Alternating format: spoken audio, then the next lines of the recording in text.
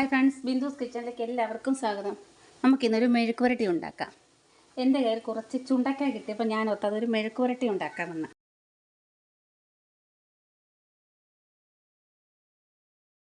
ഞാനത് അരകല്ലിൽ വെച്ച് ചതച്ച് അരിയെല്ലാം കളഞ്ഞ് കഴുകി വൃത്തിയാക്കി വെച്ചിട്ടുണ്ട്.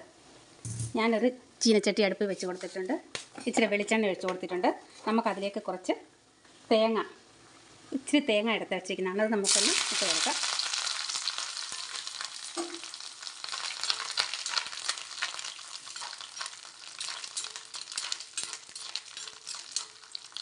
ആ തേങ്ങ നമ്മളൊന്ന് വഴന്ന് വന്നപ്പോൾ നമ്മളതൊരു പാത്രത്തിലേക്ക് കോരിയെടുത്തിട്ടുണ്ട്.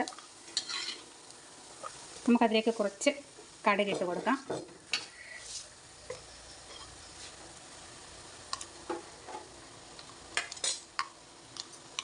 കടുക് പൊട്ടി വരുമ്പോൾ നമുക്കതിലേക്ക് ഞാനൊരു 3-4 കൊച്ചുള്ളി ചതച്ച് വെച്ചിരിക്കുന്നതാണ്, അത് ചേർത്ത് കൊടുക്കാം.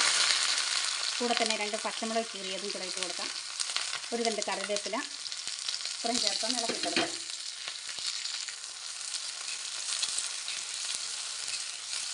കൂടെ തന്നെ ഞാൻ ഒരു ശകലം ചതച്ച മുളകും കൂടെ ഇട്ട് കൊടുത്തിട്ടുണ്ട്.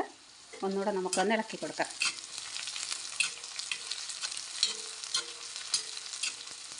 അതിനുശേഷം നമ്മൾ വറുത്ത് കോരി വെച്ച തേങ്ങാക്കൊത്ത് ഇതിലേക്ക് ചേർത്ത് കൊടുക്കാം. കൂടെ തന്നെ നമ്മൾ കഴുകി വാരി വെച്ചിരിക്കുന്ന ചുണ്ടക്കയും കൂടെ ഇതിലേക്ക് ഇട്ട് കൊടുക്കാം.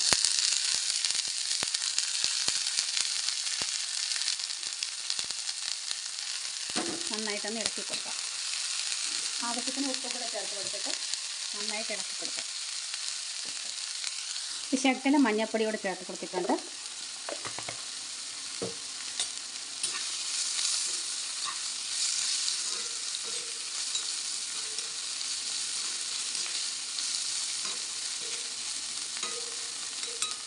നമുക്കിനി ഇത് അടച്ചു വെച്ചിട്ടൊന്ന് ചെറിയ തീയിൽ വേവിച്ചെടുക്കാം.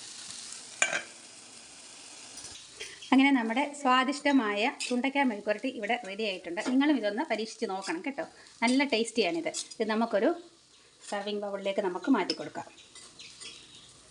കാണുമ്പോൾ തന്നെ അറിയാം, നല്ല മൊരിഞ്ഞ തേങ്ങാക്കൊത്തും ഒക്കെ കൂടെ കിടക്കുമ്പോൾ ഒരു പ്രത്യേക ടേസ്റ്റാണ് ഇതിന്. നിങ്ങളിതൊന്ന് ട്രൈ ചെയ്ത് കൊടുക്കണേ. ഇഷ്ടപ്പെടുകയാണെങ്കിൽ ഒന്ന് വീഡിയോ ലൈക്ക് ചെയ്തേക്കണം. ഒന്ന് സബ്സ്ക്രൈബ് ചെയ്യാനും മറക്കരുത്. Thank you.